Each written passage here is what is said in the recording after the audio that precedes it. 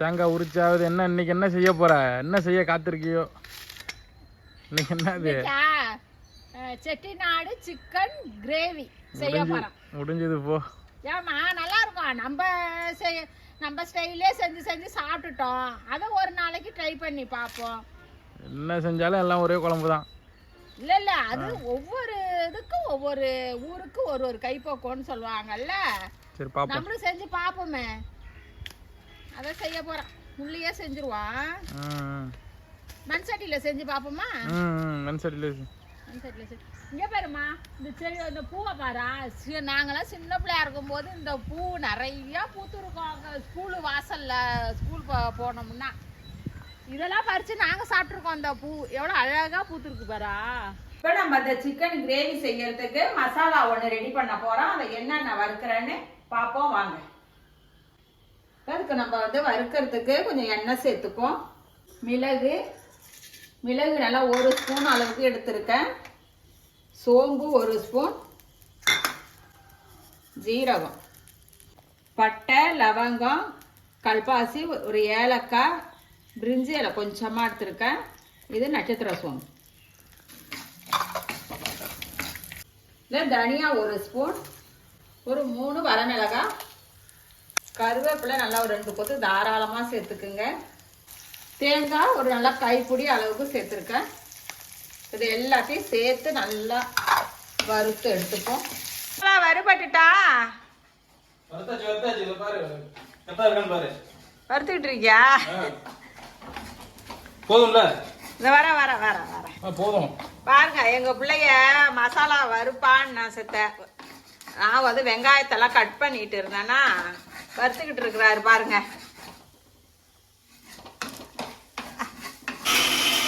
என்னம்மா மசாலா அரைக்கிறியா? சரி சரிம்மா, அரை நல்லா நைஸா அரை.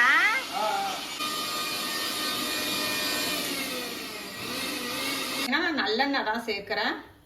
இப்போ இதுக்கு தாளிப்புக்கு சோம்பு, கிராம்பு, கல்பாசி, பிரிஞ்சி இலை, நட்சத்திர சோம்பு, லவங்கம், பட்டை. எண்ணெய் நல்லா காஞ்சிட்டு இதெல்லாம் சேர்த்துருவோம். இப்போ நல்லா பொரிய விட்டு இதை வெங்காயம் நான் நீல வாகல கட் பண்ணியிருக்கேன் சன்னமாக. வெங்காயம் இந்த மாதிரி நல்லா பொன்னிறமாக வதங்கினதும் நல்லா கருவேப்பிலை அப்படியே உருவி சேர்த்துட்டு இதில் இஞ்சி பூண்டு பேஸ்ட்டு இது நல்லா வதங்கிட்டு பச்சை வாசனை போயிடுச்சு. இதில் நம்ம இப்போ தக்காளியை சேர்த்துறோம். நல்லா பழுத்த ஒரு 3 தக்காளியை குட்டி குட்டியாக கட் பண்ணியிருக்கேன். இதோடய கொஞ்சமாக கல்லுப்பு சேர்த்துக்கிறேன் நான். நல்லா தக்காளி எல்லாம் வதங்கி வந்துடும். தக்காளி எல்லாம் வதங்கிட்டு இதில் மஞ்சள் பொடி, தனி மிளகாத்தூள், மல்லித்தூள் சேர்த்து நல்லா வதக்கி கொடுத்துட்டு இதில் நம்ம கொஞ்சமாக தண்ணி சேர்த்துப்போம். நல்லா கொஞ்சமாக தண்ணி சேர்த்து இந்த மசாலாவோட அப்படியே இந்த தக்காளி வெங்காயத்தோட நல்லா ஒரு கொதி வரணுங்க. அதுக்கப்புறம் சிக்கனு நம்ம அரைச்சி வச்ச மசாலா பேஸ்ட்டு அதுக்கப்புறம் தான் சேர்க்கணும். இது நல்லா கொதிச்சு ஒரு வாசனை வரும். இது அப்படியே கொதிக்கிட்டோம். எல்லாம் ஒரு கொதி வந்துட்டு நான் இப்போ பார்த்தீங்கன்னா இதில் 1/2 கிலோ சிக்கனை கட் பண்ணி கழுவி இதில் சேர்த்துக்கணும்.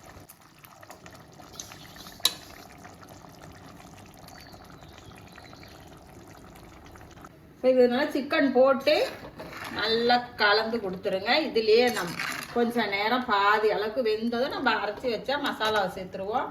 நான் உப்பு தக்காளி வதக்கும் போதே போட்டுட்டா பார்த்துக்கிட்டு நீங்கள் அந்த மாதிரி சேர்த்துக்குங்க. நல்லா இந்த சிக்கன் நல்லா வெந்துட்டு பாருங்க, பாதி அளவுக்கு வெந்துட்டு இல்லைம்மா. இதில் மசாலா போட்டால் கரெக்டாக இருக்கும். நமக்கு தண்ணியே ஊற்றலைங்க. ஃபஸ்ட்டு நம்ம கொதிக்கிறதுக்கு கொஞ்சமாக தண்ணி சேர்த்தோமா அவ்வளோதான். இந்த சிக்கனில் உள்ள தண்ணியே சிக்கனே எப்பயும் வேகும்போது தண்ணி விடும். அந்த தண்ணி தான் இப்போ நம்ம அரைச்சி வச்ச மசாலா பேஸ்ட்டு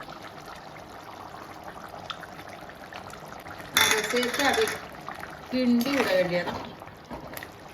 நல்லா கமன்னு வறுத்து அரைச்ச மசாலா.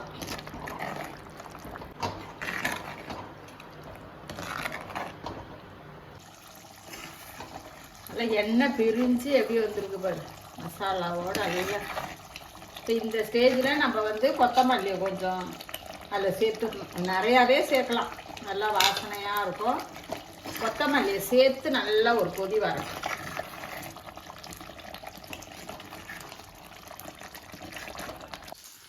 இப்போ செட்டிநாடு சிக்கன் கிரேவி ரெடி.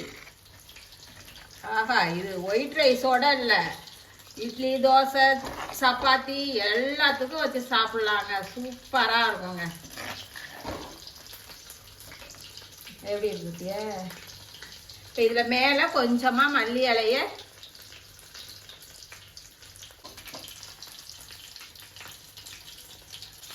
சூப்பராக நல்லா இருக்கு. செட்டிநாடு கிரேவி ரெடி ஆயிடுச்சு. சூப்பராக இருக்குங்க. இதை சாதத்தோட வச்சு சாப்பிடவும் அட்டகாசமாக இருக்கும். இட்லி தோசை சப்பாத்தி எல்லாத்துக்கும் வச்சு சாப்பிடலாங்க. இதை மாதிரி நீங்களும் ஒரு டைம் செஞ்சு பாருங்க. செஞ்சு பார்த்துட்டு எப்படி இருக்குன்னு கமெண்ட்ல சொல்லுங்க. ரசிச்சு சாப்பிடுங்க, ருசிச்சு சாப்பிடுங்க. நாளை சந்திப்போம்.